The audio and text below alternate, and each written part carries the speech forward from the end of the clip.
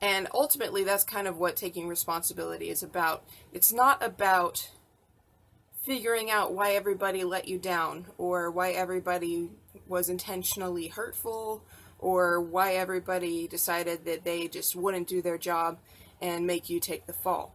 Instead, it's about how you can help other people help you achieve the things that you need to achieve.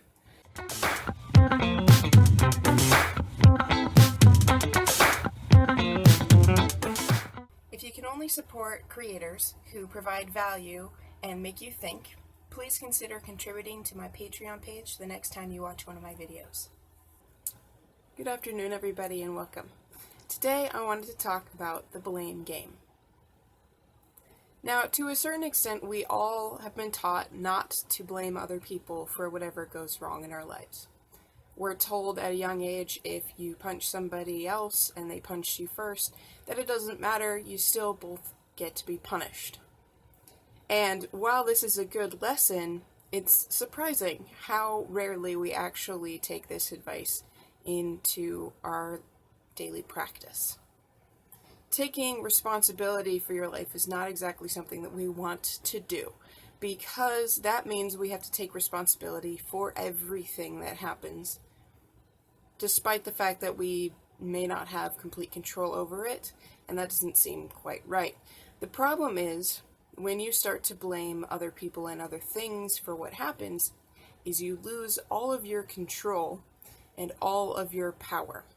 So, I know quite a few people who like to blame others for their financial situation. They like to blame the government for whatever's going wrong in their life. They like to blame their boss for making their work environment challenging. They like to blame people at work for being mean or rude and making life less than fun. We have a strong inclination to pass the blame to somebody else, because that means that whatever negative repercussions come back aren't going to hit us. And that makes sense. When you're a leader, you have to take responsibility for not only yourself, but for your team. So that means anything that anybody on your team does wrong, you have to take responsibility for. And while it's not necessarily your job to do everything for them, it is your responsibility to make sure that they get it done, which is why I don't recommend leadership to most people. Unless you're willing to take responsibility for everything that goes on in your life and the lives of your team, I wouldn't recommend taking on a leadership role, because it is a very challenging position to be in. Many times, people get stuck, though, after they've been playing the blame game for a while, because they get into this concept that either somebody else is to blame or they are to blame. And if they are to blame, they're in a worse emotional state than if they blame somebody else. What I'm saying we need to do, though, is actually move out of the blame game entirely, as in it's nobody's fault, but we do have control over the outcome. So, when you blame yourself, you tend to fall into depression. When you blame other people, you give them all your power and ability to change the way things are in your current reality. When you start going, well, there is no blame, this happened because I didn't account on something, or I wasn't prepared for some occurrence, and next time I will be better prepared to take care of it. Now you're actually moving in a productive direction. And I know it's not an easy thing to move out of blame, but if you want control over your life, you really have to start taking responsibility. And it actually helps to even take responsibility for things that you have no control over, such as the behavior of other people toward you. And I know quite a few people who take road rage personally, or take somebody's kind of dumb move on the freeway, personally. And it's always humorous to me that they go, oh, that person is just trying to piss me off. And the truth is, people really don't think about you that much. And that's a saying that goes around a lot as well.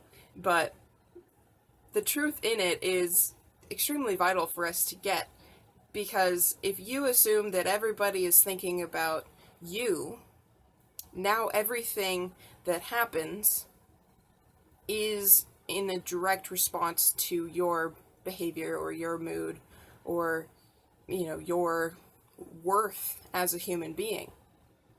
And this is where the blame game can kind of get challenging, because you don't want to take responsibility for that. And to say that you caused all of these negative things to occur in your life is a challenging concept to accept. Versus if you blame the other people, now it's not on you anymore, and you can kind of shake it off. The challenge is, if you assume that anybody's at fault in that situation, that the person was intentionally trying to hurt you or irritate you, there is no real escape from blame. But when you start to look at it as, this person must be having a bad day, or that person really should have looked where they were going, all these other things that aren't directly related to you, then you can start to release that negative feeling that comes when somebody annoys you on the freeway. Because you're going, okay, well, I didn't appreciate that they did that, but I can understand being in a hurry, I can understand being distracted, I can understand feeling angry and reacting badly. All these things are understandable, and so I can forgive that person for their behavior, because there's probably something going on in their life that they haven't really been able to deal with, and so they're reacting in this manner. Or there's something going on in their life that they're distracted by, and they just weren't able to look out for me and take care of themselves and make sure everybody's safe while they drove, and things like that. And at that point, it then becomes my world versus their world. And not in a combative manner, just in, nobody's to blame. I'm just living my life, and they're living theirs, and they just didn't correspond quite right at that particular point in time. But because I'm only impacted by them for a second, I can let it go. And ultimately, that's kind of what taking responsibility is about. It's not about figuring out why everybody let you down, or why everybody was intentionally hurtful, or why everybody decided that they just wouldn't do their job and make you take the fall. Instead, it's about how you can help other people help you achieve the things that you need to achieve. You start looking at the world from the perspective of, here's me, here's what I need, and here are other people with their own lives and their own problems and their own life situations. So how can I help them achieve their goals, and therefore have them help me achieve mine? This is particularly helpful in a leadership role. I know that Simon Sinek, he's one of my favorite teachers out there, particularly in the leadership, because he talks about how in leadership, your job is to essentially be a communicator. You are supposed to be the in-between and help your employees with whatever issues are going on in their lives so that they can be fully present and productive at work. He knows that life situations will always affect work. And when you change the business environment to a community and a shared vision, you're going to have more success than when you change it into a competition-based system where people are being fired left and right because they're not getting the job done.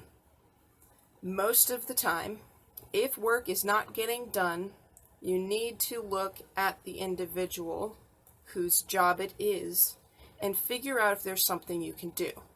At times, there may not be. and you will have to let that person go or remove them from the team or stop working with them, whatever the case may be. But most of the time, that person is acting the way that they are because of something going on in their life, which then means you become kind of a counselor. You help guide them towards solutions so that they can help you reach your shared goal together. Ultimately, what I'm essentially saying is that the blame game is not a helpful game to play. And while we all know this consciously, in order to stop playing it, we need to shift our perspective to where blame no longer factors in. Now, however you go about doing that is your choice. Personally, I like viewing it as I have my world, they have their world, and, whatever is going on didn't mesh, but, it's only right now, so in the end, it doesn't really matter. I can let it go. That might work for you, it might not.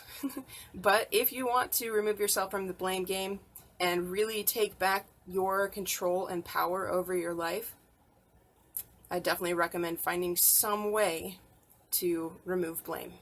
Additionally, there are quite a few people who feel like they need to be in control of everything, and the reason why they are so desperate to have control is because they've given away their power so many times that they feel like they don't have a say in anything that happens in their life. It's always somebody else's fault. So this is particularly necessary for somebody who feels like they need control. Because after you start taking responsibility for everything in your life, now you have so much control that you kind of wish somebody else had a little bit so that you don't have to do all the work anymore. And you no longer seek to control other people because your own life has more than enough for you to focus on. I hope you enjoyed watching this video and consider some of the ideas I presented here and maybe start shifting your perspective a little bit. But this is everything that I have to say today, so thanks for watching. Make sure to like, subscribe, leave a comment. In particular, if you have any questions or comments or ideas that you would like me to mention, leave those in the comments, and I will definitely try to incorporate them into future videos or, give you some kind of response and so on. So, thanks for watching. I will see you again soon. Bye.